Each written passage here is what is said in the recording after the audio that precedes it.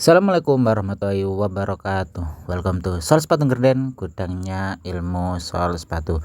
Jadi teman-teman, untuk hari ini kita akan menjahit bersama lagi sendal yang teman-teman bisa lihat sendiri saya dalam proses menjahitnya.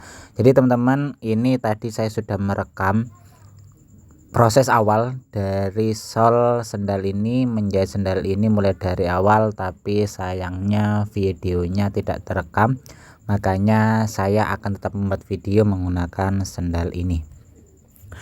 Jadi teman-teman, sendal ini saya dapatkan dari pelanggan dalam keadaan beberapa bagian dari sendal ini sudah mengelupas, dan kebetulan sendal ini sudah saya lem. Tentunya proses yang terakhir yang perlu kita lakukan adalah menjahit dari sendal ini. Jadi teman-teman, sekarang kita sudah memasuki setengah jalan dari proses menjahit sendal, dan nantinya sendal ini akan jauh lebih kuat jika kita jahit. Untuk sendal ini saya menggunakan ukuran benang D9 karena memang ukuran D9 sangat cocok digunakan untuk sendal, karena prosesnya atau keadaan dari benang ukuran D9 tidak terlalu besar dan tidak terlalu kecil, sangat pas untuk proses menjahit sendal yang ada di video ini. Jadi teman-teman, untuk sendal ini saya menggunakan spasi sedang, tentunya jahitannya tidak terlalu rapat dan tidak terlalu renggang teman-teman, karena memang dari bagian sendal ini untuk bagian upper terbuat dari spons Eva, dan untuk bagian bawah terbuat dari bahan TPR, sehingga kita tidak memungkinkan untuk menjahit dengan jahitan rapat.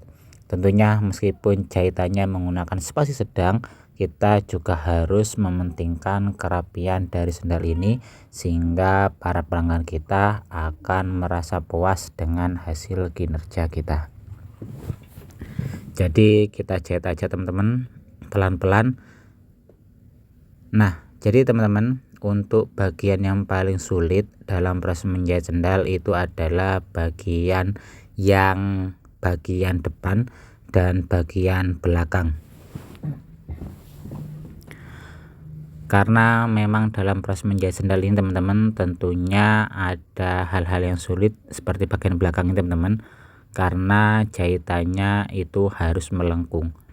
Tetapi kita juga harus memperhatikan dari kerapian sendal ini.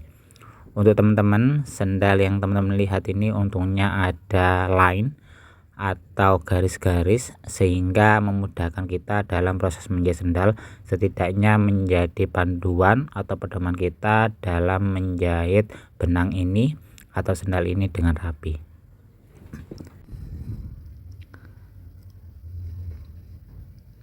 Kita kerjakan aja teman-teman dengan pelan-pelan. Jadi teman-teman, di musim hujan seperti ini semua sendal ataupun sepatu layak untuk dijahit ketika memang ada tanda-tanda bahwa sendal atau sepatu kita ada mengelupas atau lemnya mengelupas, karena memang sikap atau sifat dari air tidak cocok untuk sepatu teman-teman, sehingga mengurangi kekuatan lem. Jika teman-teman sudah merasa ada tanda-tanda bahwa lem atau sepatu ataupun sendal dari teman-teman sudah mengelupas, maka layak untuk jahit. Tentunya teman-teman bisa menjahit sendal atau sepatu teman-teman di tukang sol manapun yang teman-teman bisa percaya, dengan jahitan yang rapi dan kuat, sehingga tidak mengurangi tampilan dari sendal ataupun sepatu teman-teman yang teman-teman punya.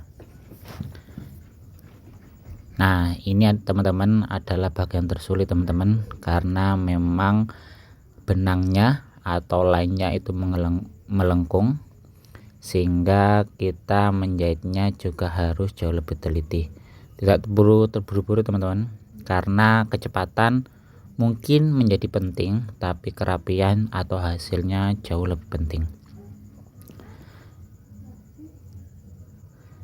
Di sini teman-teman, saya menggunakan jarum pendek teman-teman, yang memang saya buat khusus untuk menjahit sendal.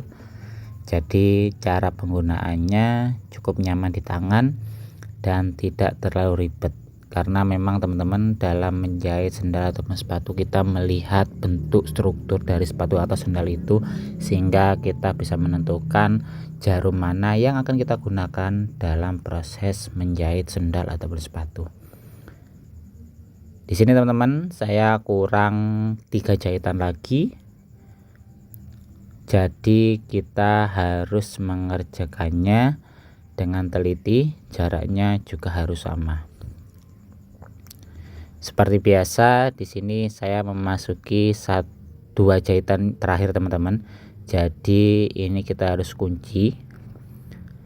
Ditakutkan bahwa nanti kuncian pertama kita lepas, masih ada kuncian yang kedua. Nah, ini teman-teman kita kunci. Kita tarik pelan-pelan saja sesuai kekuatan dari sol atau upper sendal ini. Nah, ini kuncian terakhir teman-teman, jadi kita kunci aja. Setelah itu kita tarik dan kita masukkan di sela-sela upper dan sol. Setelah itu kita gunting. Setelah kita gunting teman-teman, prosesnya masih belum selesai. Jadi kita harus menjahit bagian strap atau strap bagian depan dari sendal. Kita harus menjahitnya juga teman-teman, untuk memastikan bahwa strap bagian depan dari sendal ini tidak lepas ataupun tidak putus. Jadi ini saya menggunakan benang sisa dari hasil jahitan sebelumnya, karena benangnya masih sisa banyak teman-teman, jadi kita bisa gunakan kembali. Nah, untuk strapnya tetap harus dijahit karena ditakutkan akan putus, sehingga dijamin kekuatan dari sendal ini akan sangat kuat dan sendal ini tidak akan lepas ataupun mengelupas.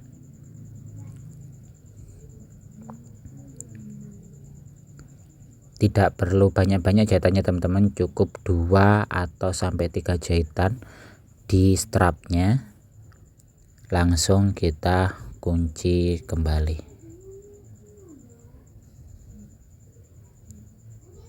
Nah, prosesnya sudah selesai. Bagi teman-teman yang merasa video ini bermanfaat, jangan lupa like, komen, dan subscribe.